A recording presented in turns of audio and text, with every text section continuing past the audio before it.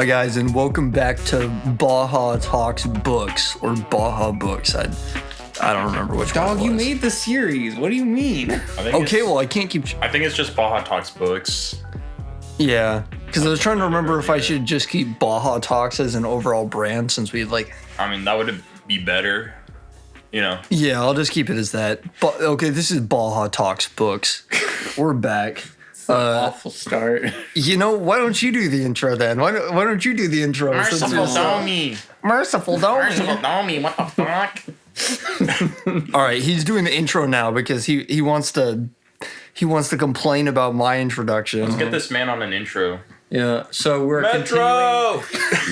Mustard! we're continuing reading Elantris, and Hey, that's not how you do the intro. You gotta go, hey guys, this is Femboy Bussy Wiper 3000, and welcome back to Baja Talks Books, where we talk books while drinking Baja. I'm your host, Femboy Bussy Wiper 3000. That's you, by the way. Yeah, he's the host, Femboy Bussy Viper 3000. My other host over here is my boy Young Drizzy. Young Drizzy. Yeah, that's Patrick Young Drizzy, and I'm Baird. Wait, but I'm pretending to be you, so I would be Dylan Femboy Bussy Viper 3000. No, it's John Stamos. Who's John Stamos? I know this joke. I just don't remember what it is. Yeah, I don't remember what he's. I just remember the Studio C sketch where he. It's from Studio C. That's why. Where he just goes, John Stamos. John Stamos is a guy who did something, but I don't remember what. I think he was in Full House, maybe. Is that what he was in? Well, he's not in my house, that's for sure. We're pretty full. Mm-hmm. Yeah, but welcome back to Baja Talks Books. We're reading Elantris. We're doing chapters 4 through 6 because those are the ones I read.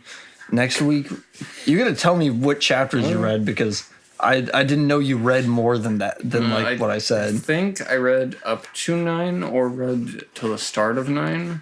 Something like that. Yeah, I didn't realize how slowly this book progressed until I just looked at where we were right now. 84 pages and nothing really has happened. Yeah. The entire first half of the book is just kind of... Well, it's mostly setup. It's mostly setup, but also there's a lot of it is just expo dump after expo dump. And there's a lot of characters that are just kind of there. Yeah. I mean, I don't know. I enjoyed the exposition dump. It's not... Even though it's bad, but... I mean, if you enjoy the world that is presenting, I think it's a lot of fun, which I did. I was enjoying what I was learning. Yeah. I like the world. It's just the characters are not my favorite. Yeah, they're very one note. Very one note and very generic. Especially Serene. Yeah. Reading some of them, I'm just some of her lines are just straight up she really does feel like a girl written by a guy. She does not. Because Vin didn't really have that issue. Vin felt like a girl. But Serene just feels like a stereotype. But in a Serene bad, and Raoden are both the stereotypical fantasy male and female protagonists. Yeah. Yeah, Raoden, his personality is that he's the good guy. Yeah, he's the good prince. Which I'm kind of a sucker for that, so I enjoyed his character. Yeah, he married one of those in real life, guys. Yeah. An actual man like that. Yeah. Girls be like, I want a man like Prince Raoden. That's actually how it is, though. Yeah. They want you to turn into a zombie, then, be undead and not actually die and then live forever because you're an undead zombie prince dude. Mm-hmm. Yeah. And also just to go insane. Yeah. Well, he's not insane yet. Yeah, but he will be. He'll be Mr. Crazy. Mr. Crazy. We're all crazy here. It takes a couple of months and then everybody's crazy. It's just the Joker movie condensed into a couple months. Why so serious? I can't do it. I'm too sick. I did kind of like how they have factions, like because it introduces that they have factions in chapter 4, and it's like, hey, Just like Minecraft. whichever direction you go in, those are the people who get to mug you. Yeah. It's like It's literally just like moving. yeah. It's literally just moving to Chicago. anyway, but it's just like the idea that's funny to me, just like all these people where it's like, yeah, I know we're like murderers or like we mug and steal people, but like, you know, unless they go in this direction, you know, we'll just wait. It's fine. It's cool. Yeah, that is another like super like fantasy trope, just generic fantasy trope. Just the bad guys all have their own very hard set factions. And if you go this way, there's faction A, there's faction B, and there's faction C, and they each control their own section of the city. Like that's super fantasy. Are they really bad guys? Are they really bad guys? That's the question. Maybe society is the bad Bro, you know that movie, The Bad Guys? You know, It's actually pretty good. Were they really bad guys? Is it actually? Yeah. some of them Okay. were It's pretty good, yeah. girls. I have And to if watch they it. were girls, I don't know, how the can they be trailer bad guys? that I watched for the original one, some of the jokes were kind of cringy. No, Kind of cringy. I mean, it's Yeah. a kids movie. well, yeah. But I enjoyed it. It was pretty good. It's a lot better than like Minions or anything. Yes. Which, to way, be way fair, better. is Yeah. that's a pretty low bar, but still. Like, especially the animation. The animation is actually Yeah. really good. I mean, not- there was a joke in the trailer for the second one that was pretty funny. When he's applying to the bank. Okay, yeah, that is funny. Yeah, it's not as good of a film as like Puss in Boots: The Last Wish or anything, but Well, I also mean, that to be film is Yeah, to be insanely fair, good. That's so a really, really high bar. yeah. But yeah, this week chapters 4 through 7. Yeah, we can do 4 through 7. Yo, Yeah, but I mean, chapter 4, like, not a lot happens. I mean, there's some interesting stuff. It kind of just opens with them like being like, "Yo, that woman's getting beat up," and then yeah, it's. I know I like Galadon's character. He feels more interesting than Raodan, honestly, because Raodan's just kind of he's there. It never really. Galadon kind of has an attitude. Yeah. Kind of grumpy. Something I noticed while I was rereading them is Raodan really doesn't get any characterization whatsoever beyond yeah. like him being like, "Wow, you're such a good guy, I know. Sewell." That's like literally it. No, I That's know. all of his I mean, character. that's kind of a problem with at least with early Brandon Sanderson is that he just tells you the characters will just say, "This guy, he's a great guy. He's such a great guy." yeah. And that really irritates me. Yeah, it kind of feels like he's just like a badly written character from like a fantasy anime where he's just the hero and the good guy. And then you watch it and you go, wow, he's so cool. I'm just like him for real. He just like me. I'm the cool guy. Yeah, it kind of has like Marvel movie syndrome where it's like he's just the hero. And that's about it, yeah.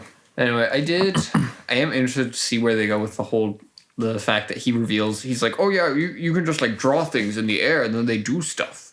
And also here are all these books and we can read them. Yeah. And it's like, okay, well, I mean, I hope something interesting happens with this because it's like the only interesting thing that has happened so far at all. Yeah. Like, Yeah, I think that everything was else has been really the only boring. notable thing in that chapter was that they found the library. I mean, it kind of they just established the factions, right? yeah. Chapter 4, it kind of just they're seeing the lady get beat up, and then he's like, she chose well because if she had turned right, she would have been at the dubious mercy of Sheor's men. She had gone forward, then Andon would have had her. Yeah, I just love and it when they left just his keep giving more Karatas. and more names to more and more Yeah. characters all the time. Like, because there's so many characters in this book so far. And it's Yeah. not even... I mean, there's this line right here. It's like, Raiden says, "You talk about hunger and pain as if they are forces which can't be resisted. Anything is acceptable as long as the hunger made you do it. Remove your comforts and we become animals." Galadon shook his head. "I'm sorry, Sewell, but that's just the way things work." And then he says, "It doesn't have to be." So that kind of establishes Yeah. like Raiden's main goal Yeah. in the story to sort of change how things are. Very simple. Things are bad right now, but they can be better. People dying, not good. I think things should be different. That's kind of my biggest problem with Raiden's characterization is like that line specifically is just like I him know. being like, No, it's not like that. It doesn't have to be like that. It can be good. And Like, you've been here for like 2 days. Yeah. like it's very much that nobody this guy believed has me. been- It's like, it's impossible. It can't be done. It can be done. I'm gonna do it anyway. I'm gonna do my own thing, actually. I'm just gonna do I'm just gonna me. do it anyway. I don't care. Yeah. So And then we got Karada is the nicest one, and Sheor and Andin are the other two. And yeah, he says most people last like a year, maybe 2. yeah, you know what would extra suck? Like if it was like your first day there and like you trip and break your arm and then you're just stuck like that. I mean, that's forever. kind of why he was talking about like, oh, she's lucky that she got Karada, because the other ones, they would actually just beat the crap out of you and you'd be stuck like that. Just, you've been in here maybe 30 minutes and you're already like just a mindless lump. Yeah, it's just like cool. Guess I'll die. Guess I'll just die then. Yeah. I do like that the line where Raiden looks back and sees the woman has already gone. And he's like, man, I should have been able to help her. All that for a single loaf of bread and a few flaccid vegetables. Yeah. I read that and I was like, heh, flaccid. Yeah, I'm a young adult, whatever, sue me. It was funny. Yeah. And then, yeah, they're talking about the hunger and how it never goes away. And there's a bunch of lines in here, like Galadon pausing for a moment, then laughed. Does nothing frighten you, Sewell? Actually, pretty much everything here does. I'm just good at ignoring the fact that I'm terrified. Blah, blah, blah. And So nothing scares you. it's like he is just the stereotypical, like, it reminds me a lot of Rey from the newer Star Wars movies. Just straight Mary Sue. Yeah, Gary Stu. Gary Stu, yeah. Yeah. And yeah, 3 sections of Elantris, 3 gangs. Market section is Sheor. Katara's, or I keep saying, every time I read this book, it's just Katara in my head because of Avatar. Palace section is Karada. And then Andin is the university section. And there's a talk about how he eats the books, which, I mean, yeah, if you didn't have any food, that's actually pretty smart. Bro, you would. Isn't it? I mean, I'm not going to say it because it's something from later in the book, so I'm just going to have to wait and say it. Oh, okay. Okay. Yeah, because like I mean, the books they describe them as being made of like a leather, and it's like, yeah, I mean, leather is edible. Yeah, it says they're written on vellum, which, yeah. I mean, what is it gonna? I mean, like worst case scenario, you know, you're not gonna die or anything. Like, I also like how Raiden is like, Idios Domi, that's atrocious. The old scrolls of Atlantis are supposed to hold countless original works. They're priceless. And Galadon's just like, dude, we're so hungry. It does not matter. We do not care. We can't do anything with this. Lose them, bro. dude, we are literally dying here. We're literally going all insane. And he's like, that's a terrible argument. 2-century-old lambskin scrolls can't taste very good. And he's like, bro, Dog, like, come on, we're dog. living right now. He's just like, dog, you are here too, right? Like, come on. Yeah. Yeah. And then Mentions they also tried boiling each other, and apparently that doesn't taste very good. yeah, I do like that they mentioned, because one of my first things was like, why don't they just eat each other? And they're like, no, actually, we can't eat each other for some reason. And it's like, oh, okay, well, I mean, it's nice that they addressed it at least. To be fair, they're like constantly described as like, But because otherwise it would take a very dark turn. It would just be like, yep, every Yeah. time someone comes in, I think that would you get the arms, a lot we more get the legs. interesting, kind of. Yeah, but it would be a lot darker. So, And it's like, I don't think that's the kind of book that Brandon would write. I mean, Some of the stuff in Mistborn was pretty dark. It felt kind of Marvel-y to me, the way that he's just like, oh yeah, and didn't the Elantrians used to be able to do this? He's just like, what? You mean like this? yeah. and he starts making like the images using the his Aeon. hand. Yeah, the Aeons. And I'm like, the way that it's written, I'm like, that felt like it was kind of out of a Marvel Yes. movie where it's just like, oh, what? You mean like this? Like this thing? Yes, I can just do it. First try. No First try, practice. here we go. It's not. It's just because I'm so cool. Yeah. It's also just kind of annoying to me that Raiden's character is just that he's the good guy, because that same conversation, it's like nice to see that cannibalism has been logically ruled out as an option, Raiden said dryly. I told you, Sewell, the hunger makes men do strange things, and that makes it all right. Bro, it's like, bro, come on, you. It feels like he Get out! he sees himself as like above other people. Yeah, like he's straight up. Bro thinks he's like Prince Charming or something. Yeah, he's just like they're not like me. I would never. And the part that Patrick talked about, where he's talking about how the hunger makes you do it. Galadon is like, I'm sorry, Sewell, that's just the way it works. And he's like, it doesn't have to be. It's like, bro, come on. Bro, I imagine him saying that, like, he's just looking out the window with his tear on his face, touching the window. He's like, it doesn't have to be. He's literally Drake, bro. It's like, it's raining too. It's like raining. Yeah. And you're just looking out the window and you're just like, it doesn't have to be. It's this way. Like the dramatic music plays. It's that picture of Drake, 2 a.m. on South Side. Drake calls a cab home. Where to? The cab driver asks. Home, says Drake staring out the window. I love that so much. Yeah, they're just kind of muttering. Oh, it mentions his friend Keen and Royale and Lucal and Lucal's new wife. Oh, yeah, the I forgot Fjordal girl. The Dukes. Or the Dukes. We meet them in the next chapter. Is that the right term, the Dukes? I think so, yeah. The Dukes. Yeah, Dukes or / Lords, whatever they're called in this book. I think the part of this chapter also that really annoyed me was towards the very end, he's like, even worse were the thoughts of his own marriage. He'd never met the woman he was to have married, though he'd spoken to her via Sion. Was she really as witty and interesting as she seemed? He would never know. It's like, bro, come on. We all know they're going to like meet up or something later. Like, It's so cornball. yeah, it's pretty cornball. He's like, once she heard the news, she would stay on Tion and seek another husband. If only I'd been there to meet her just once, but such thoughts were useless. He was an Elantris now. It's like, yeah. No. He's just kind of annoying through most of this chapter. There's some more stuff about Elantris and how it used to be like pure white, which is interesting because it's like, it's not even like white now. Privilege. That's crazy. This whole book is actually a symbolism for racism. Yeah. Well, considering that they were all white and then they just lived higher, more graceful lives and were like superior beings. I mean, they weren't white; they were like silver. Oh yeah, that's silver. But they have white hair, so it's kind of the same. This is thing. racism towards same silver thing. people. Yeah. Yeah, and there's an interesting part where it says no one knew what had caused the Riad, and there's some talk about how the Derethi priests say that it was because of God, because they'd been pretending to be gods and stuff. And the beauty of Elantris, the power its inhabitants wielded, had kept the general population from converting to Shu Keseg, which is an offshoot of the main like Derethi religion. Mm-hmm. It had come with a tempest, that much even Raiden remembered. The earth itself had shattered. An enormous chasm appeared in the south, all of Arlon quaking. And that's when the Riad happened and all the Elantrians got turned into like horrible disease-ridden zombies. So pretty much big earthquake just came, and that was kind of the end of Elantris. That was 10 years ago. Yeah.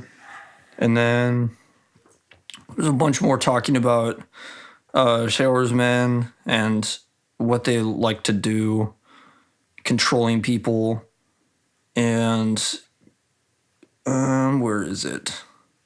Yeah, they kind of go look at all the other gangs area, which I feel like that's just a bad idea in general. Like, yo, here's these 3 gangs and they will all beat you up. Can we go like check them out? Yeah, sure, let's go. Yeah, I mean, it's not like if we get beat up, we will be beat up for the rest of our lives. You know? Yeah. Yeah. Throughout this entire chapter, I was rereading it and I was just kind of thinking, wow, Galadon is like, he's like really nice to someone he's only known for half an hour. Like Raiden is just like, can we do this? And he's like, sure, yeah, let's do that. Yeah, like, I understand. Like, however, he gave him a piece of beef jerky, so. I was gonna say, like, I understand that like he's starving and stuff, but why would he risk like? Because it would be so much worse to like get caught and then like have all these like injuries. Like, I feel like no one would actually go out of their way to put themselves in that situation for like a piece of meat. Yeah. It's also just weird because he's like answering questions maybe I can understand, but this dude's like volunteering so much information at the same time. Like he's just He's literally just a Deus Ex Machina almost when he dies. Maybe he was just really, really bored. To be fair, there can't be that much else to better to do. Yeah. And so he's just kind of yakking. Which, I mean, like, because that's not even the case. Because he's got, like, all these books. He's got, like, literal, like... He could just do other stuff. Like, he's got, like, a full library full of books that he could read. Yeah. It does mention that Kurata has escaped 3 times. So, I don't know. I feel like this dude's pretty sane. He could be more... I don't know. He could be trying to escape or something. Mm-hmm. Like, he could be putting all that talkiness towards something other than just helping out this random guy he met half an hour ago. It's mentioned there's a well in the middle that apparently was used for like ceremonies and stuff, requiring water that been freshly gathered from the river. And Raiden notes that the Aridal River runs underneath the city, which is interesting. And a bunch of Sions, because apparently when the Sion's master gets taken by the Shroud, then the Sion also goes crazy. So you've got zombie Sion thingies too. And then they find books in Galadon's house thing. And he's like, yo, how did you ever find this place? Bro, where did you find these books? And yeah, it's super Marvel exchange. Maybe these could teach us the secret behind the Aeons, Galadon. Did you ever think of that? The Aeons? The magic of Elantris. They say before the Riot, Elantrians could create powerful magics just by drawing Aeons. Oh, you mean like this? Yeah. And then he draws the Aeon. It's like, bro, okay, buddy. Yeah, and that's the end of chapter 4. Not a lot happens in that chapter. It's just a lot of world building. Something I said last episode was that Elantris is almost treated like a character. Yeah. Oh, okay, he literally says, oh, you mean like this? Yeah, he literally says that. Okay, I didn't realize you guys were talking about Galadon was the one that said... I thought you said Raoden... I thought you guys were talking about Raoden was the one that said that. No. Just out of nowhere, just being like... Oh, you mean like this? Oh, you mean like this? No. And just does it out of nowhere. No, Galadon does that. Okay. Super Marvel. Yeah, and chapter 5 is Serene, however you want to say it. And the Gjorn pulls up. He pulls up on the ops. He's finna slide. He's finna crash out. She's just watching him talk to the king, and the king being like, go convert someone who doesn't believe. And he's like, you should not dismiss us. And the king's like, haha, Fjordan is Elriz and no Gyats. You guys are sucky. Yeah, I do also find it kind of funny how they're like, well, we believe in this God. He's just like, well, we believe in like the same God, you know, we're just like a slightly different religion. And he's like, no. But because like there was this, I forget exactly how it goes, but it's basically like these two guys are at a bus stop and one of them's like, oh, hey, are you religious? He's like, yes. He's like, what religion? He's like, Christianity. He's like, what kind of Christianity? Baptist. Oh, what kind of Baptist? And like they're just going down like this huge list. And then he finally like has a disagreement where it's like Eastern versus Southern, whatever. And he's like, no, I disagree. And then he pushes him like into the like oncoming path of the bus. But it reminded me of like that, where it's like they agree on a lot of things. It's just like, however, this thing is different, which means that you are wrong and bad. And it's like, I don't know.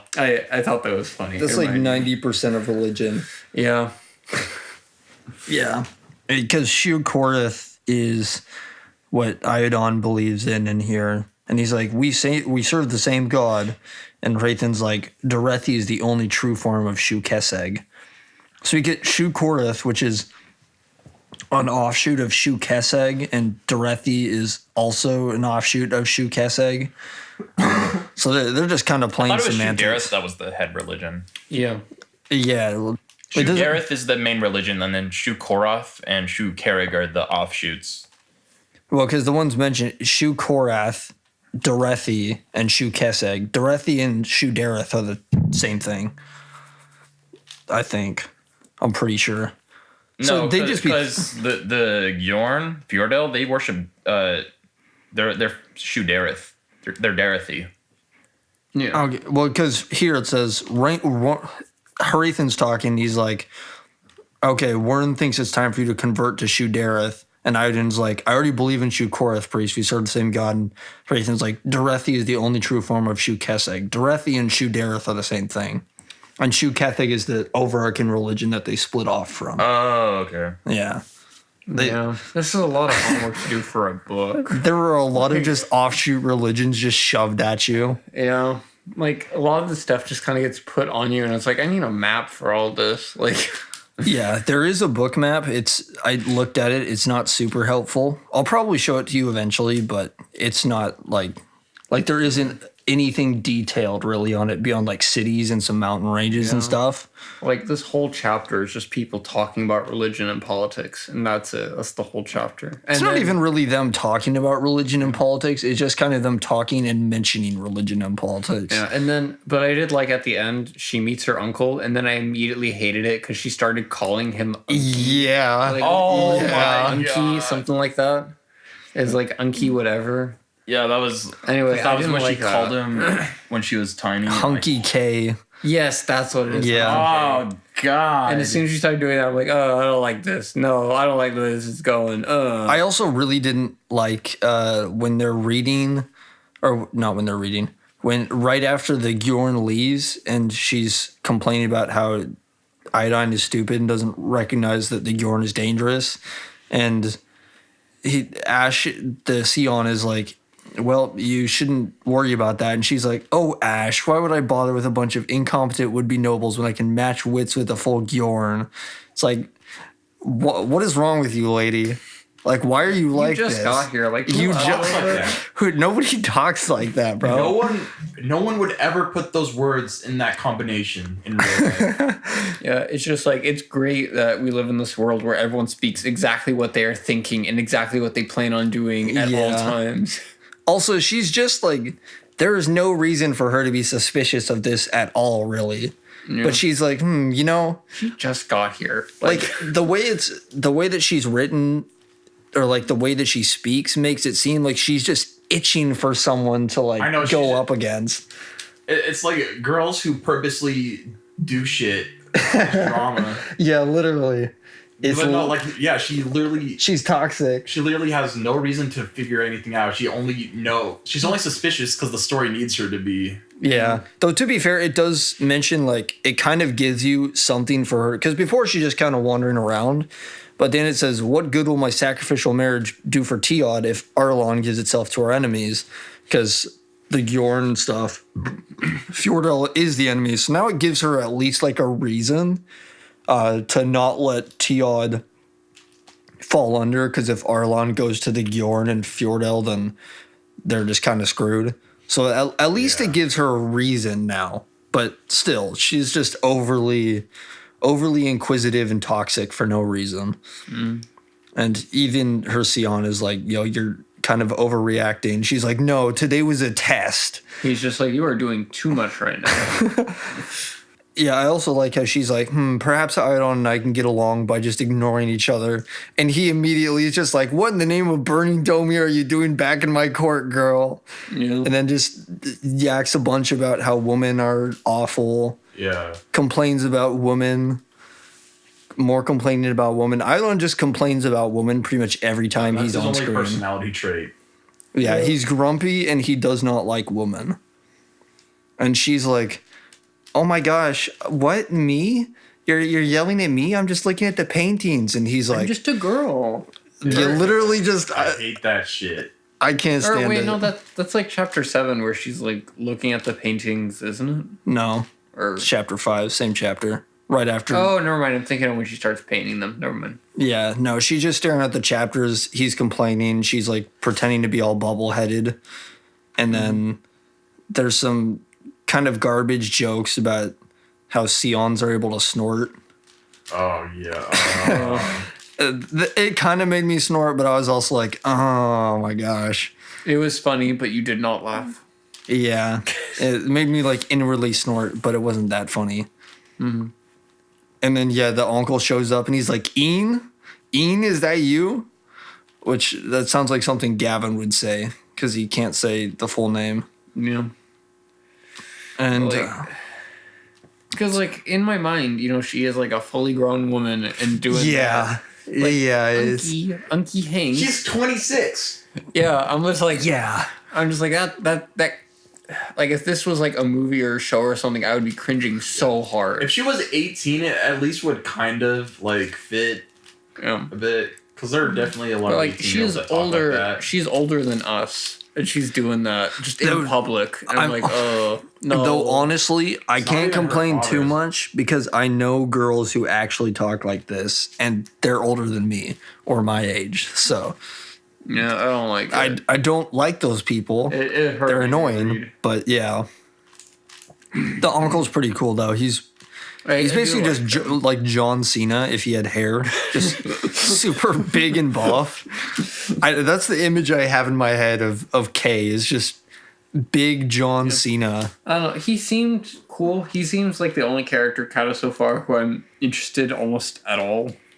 Yeah, But I don't think he's gonna end up doing too much. yeah. He's kind of just talked about as like, oh, he's huge, and she's like, Hunky K, Hunky K. It's awful. Yeah. Yeah, and he's chilling. He doesn't have a beard, so actually, I don't know why I was picturing him with a I beard. thought he did have a beard. Oh, No, he doesn't anymore. I remember. Yeah. And so he apparently has problems with like his throat. So it's always mentioning that he's like wheezing and his voice is super scratchy. And I'm just going to skip over all the weird talking that she does about Unky K. Because it's kind of awful. And then he's like, yo, she's got a wife. Also, his name, Keen. I think it's Keen. Kine. Is one of the two. I think it's Keen. Uncle I think it's Kine. It's Kine. Kine. Yeah. Okay, we'll go with Kine. Yeah. So even he's like, please stop calling me that. Like, just call me Uncle Kine. Like, come on. And also, it is kind of funny that like they're supposed to be close, but he just got married and he has kids at this point, and she's just like, what? I mean, he mentions that like the dad was like he told her that he left on one of his voyages and never came back, but then Uncle Kine's like, nah, you're old now. You should realize that was a lie. Like something went down. Yeah, they used to be close, but he went away for a long time. And Also, something that made me laugh is he's like, stories for another day, little one. Kine said with a shake of his head, right now you need to meet the monster of a woman who finally managed to capture your uncle. And it's like, Kine's wife was hardly a monster. She's the most beautiful, mature woman Serene had ever met. What is it with the trope of like dudes hating their wives? Like that's a super like old school trope of like, wow, look at this monster that managed to tie me down. That's crazy. Like, yeah, and yeah, but her uncle and his family, I did enjoy them. They were okay. Yeah, we got. Let's see, who do we have? Diora is the wife. Yeah, I can't stand the dialogue with the little girl. Yeah, the little girl's pretty annoying. Though to be fair, most little girls are pretty annoying. Yeah. As someone who has a lot of siblings, it they felt do just pretty kind of accurate in my experience. Yeah. So the young girl, about 10 years old. I know it's super similar to Deora. Yeah, Diora's the wife. Keen's the uncle. Is it dialogue? Dialogue, bro. That's the priest. Oh yeah, never mind. Yeah, Dilof's the crazy priest. Crazy. Oh, cousins Kays and Diorn. Yeah, a woman with black hair stood aside, and there's a son, Lukul, and his wife, who's Fjordell, or Fjordish. There's a distinction. Fjordish is its own like small kingdom that's by Fjordell. It's just kind of small, and her name's Jala. And there's also this kind of weird conversation about how like, yeah, we were married this last month, and she's like, congratulations. It's nice to know I'm not the only newlywed in the room. It's just kind of a weird thing to bring up straight off the bat. It's a weird thing to say, especially considering that she should know that her like husband is dead. It's kind of like a whole big thing. Or I mean, supposedly dead. Like, it's kind of a weird thing to just drop in. It's kind of like the biggest news, you know? It's like, that's a weird thing to say to somebody. I get it, but, like, I don't know. Like, imagine you go over to someone's house and your dog just died, and they're like, here's my dog. And you're like, yeah, it's so nice to meet another dog owner or someone who used to be a dog owner. And it's like, I don't know how to respond to that. Like, what do I say at this point? Like, I'm sorry, but okay then. And they go have a kind of conversation about Raiden being awesome. He's a chill dude, apparently. Everyone loves him. He was super cool. He was super cool.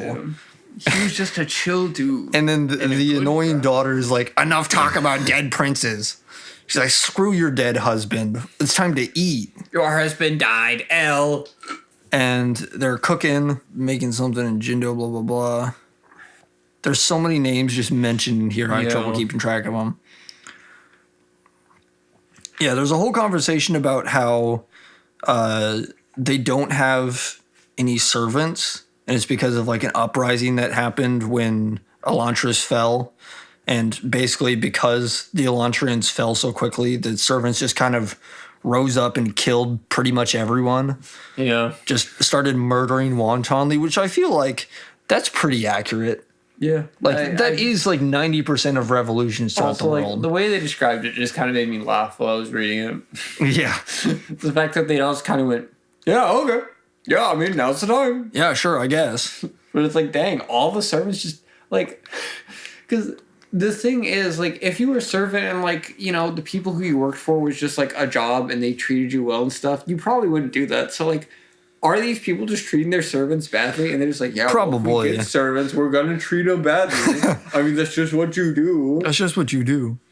Yeah. Well, maybe you could just, like, not beat them. No, you have to. Otherwise, they don't work well. Everybody knows that. Yeah. And then they have one of the kids go run and get Aiden. Or, I just say Aiden, but I'm sure that's not how you say it. Adian? Adian? I don't know. Adian. I'm just going with Aiden. They're waiting for him to come because he's asleep or whatever, and the other kid's getting him.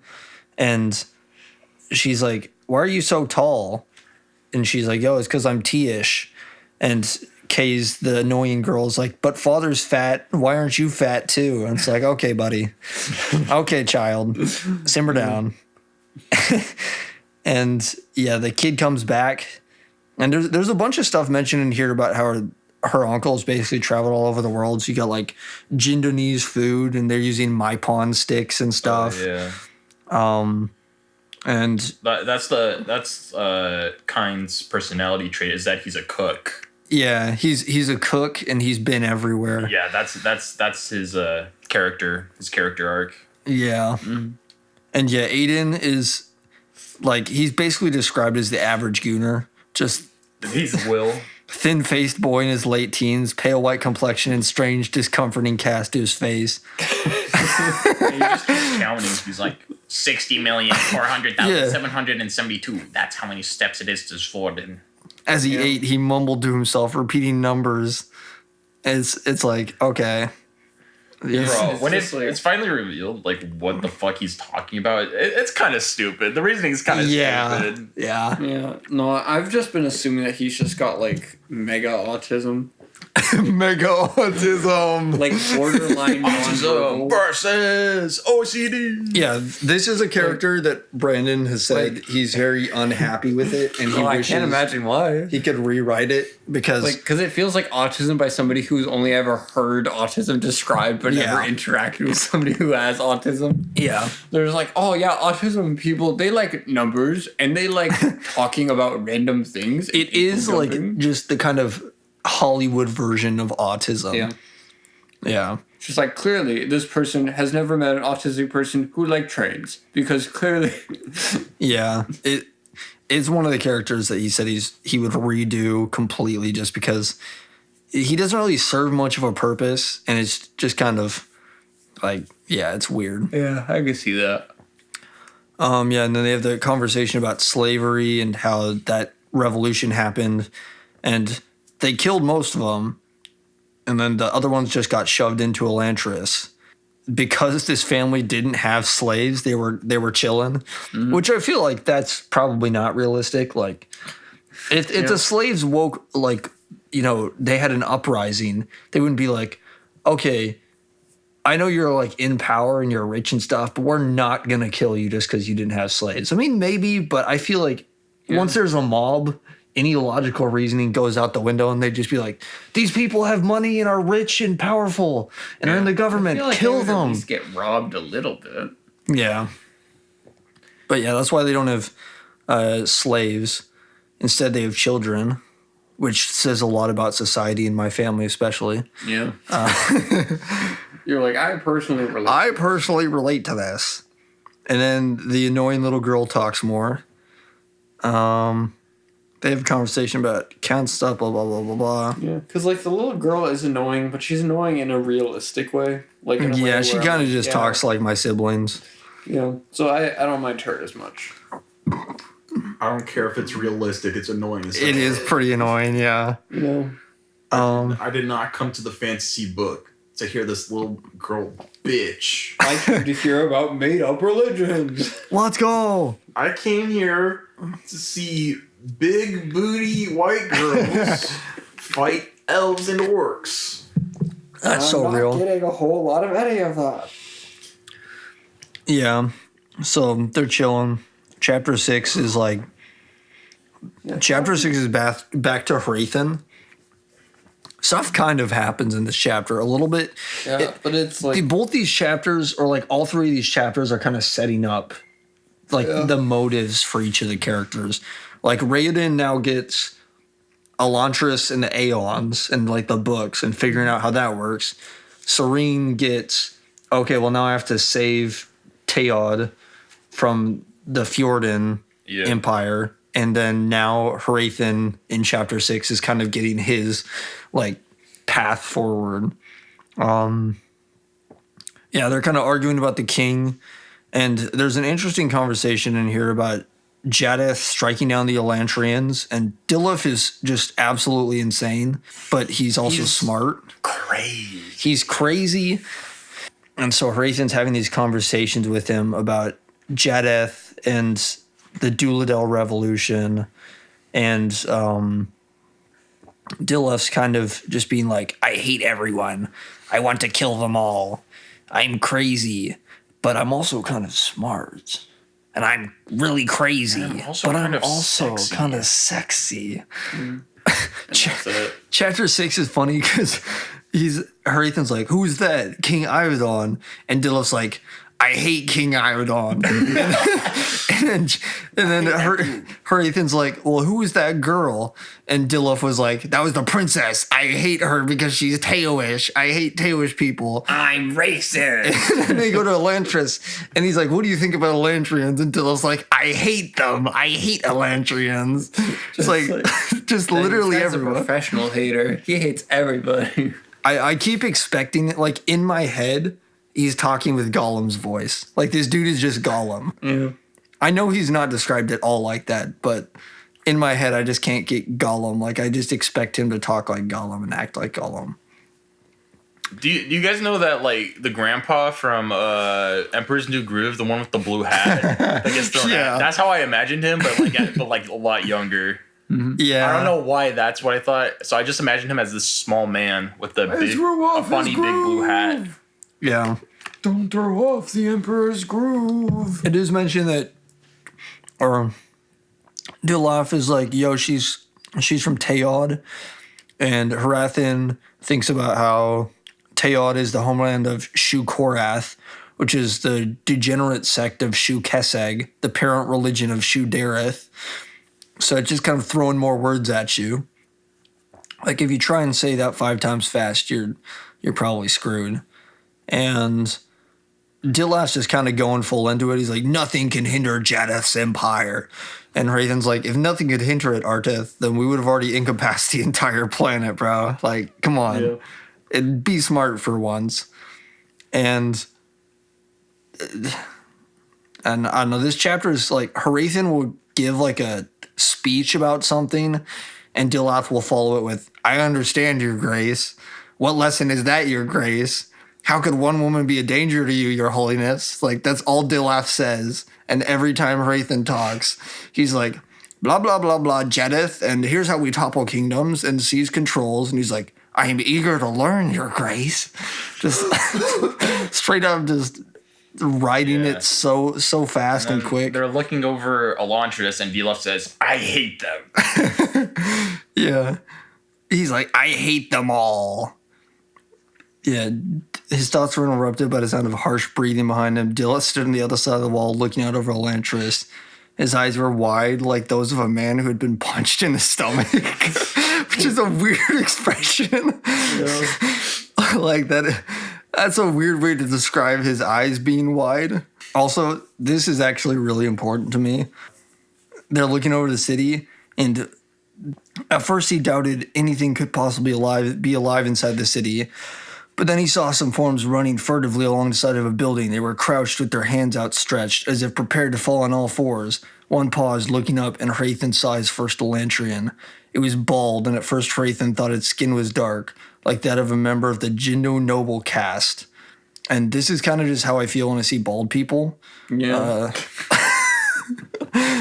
Bald people, Yeah. I hate them. Yeah. It just says Dilaf is standing right behind him, like heavily breathing. Bro, he's literally Gollum. He's like hyperventilating. Like, You're standing behind him, just you hate them as much as I hate it's them. basically just Gollum threat, like the entire of book 3. Like Sam and Frodo are just like having this deep conversation and like hugging each other, and meanwhile Gollum's just like, Gollum, my precious, right next to them. Yeah, and it's also funny that the creature takes off with his companions. He's talking about the Elantrian, and he's like, "Oh, that's its pack." That's what the Rayod did. It made beasts out of God. Bro just immediately assumes that they're like pack beasts, which I feel like says something about the world as a whole and racism, but I am unfortunately not smart enough to piece it together. And yeah, here we get Hrathen's like goal for moving forward. He turns to Dilaf and he's like, the first step in taking control of a nation, Arteth, is the simplest. You find someone to hate. And he's like, tell me of them, Arteth. I want to know everything you know. And Dilaf just immediately starts ranting about like biblical levels of hate for the Elantrians. Like, he is their biggest op. This man will drive by at any moment. He'll drive by in God's Bentley. Bro, for real. The Pope Mobile. The Thanos copter. I do think some important characterization for Dilaf. I feel like Dilaf gets a pretty decent amount of characterization. He's like, why do you hate them so, Arteth? Dilaf is like, because they are unholy. They lied to us. They made promises of eternity but couldn't even maintain their own divinity.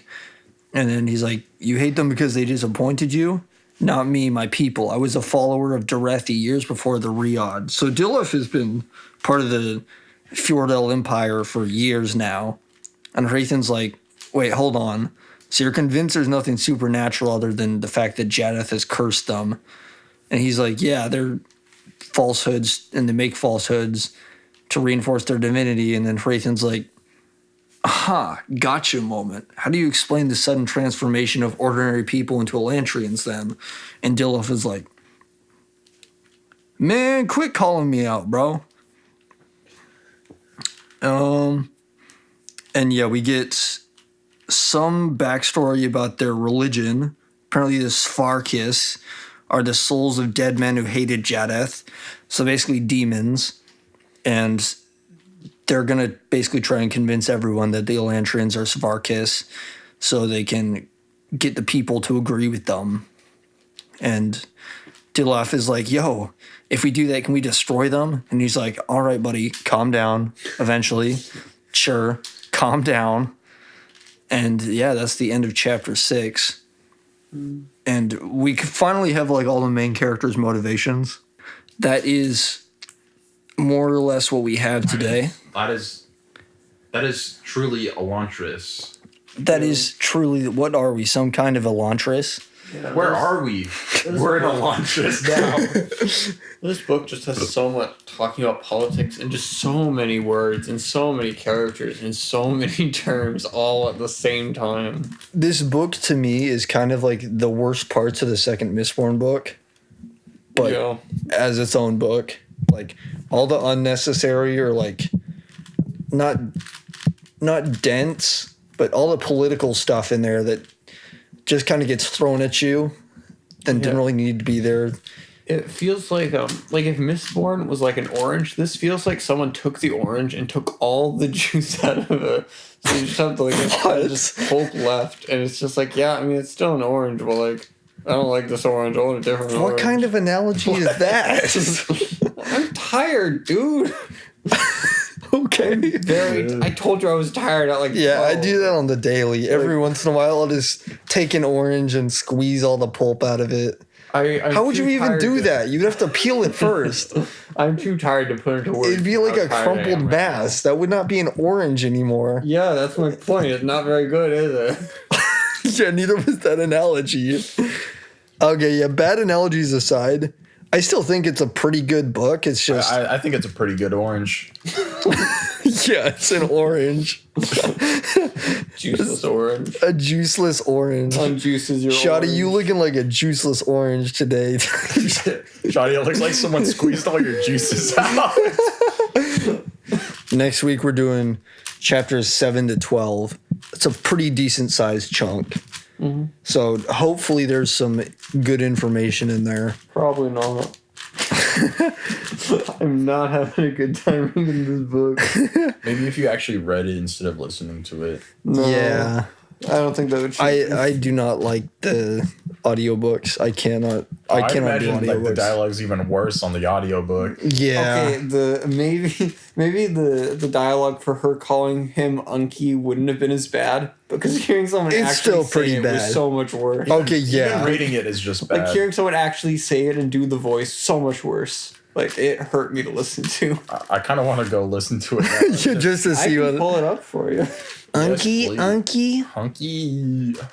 Yeah. Give me uppies, bruh. uppies. Okay. We'll probably cut this. Hey, yo, yo, it's gonna Mr. be a Worldwide.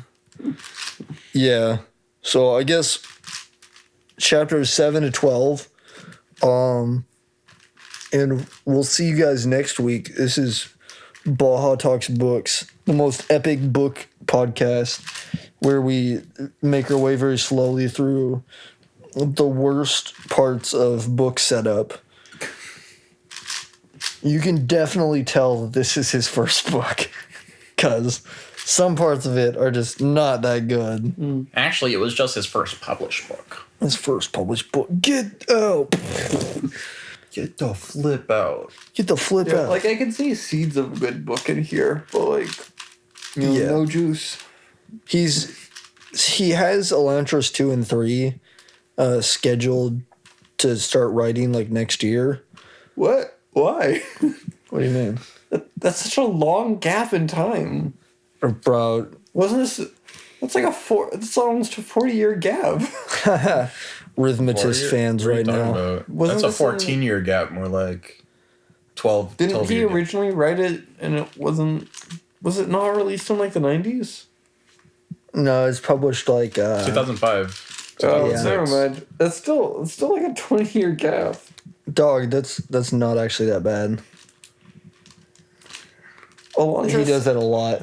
Elantris at this point is old enough to vote. Like, Yeah. Yeah, no, he has a lot of books like that where he's doing the sequels way later because no, he has everything planned a certain way. So he has to do it a certain way. well, hopefully they're better. mean, They probably will I'd be be. real surprised if they were like the same Yeah. or worse. You know, I'd be shocked. Yeah.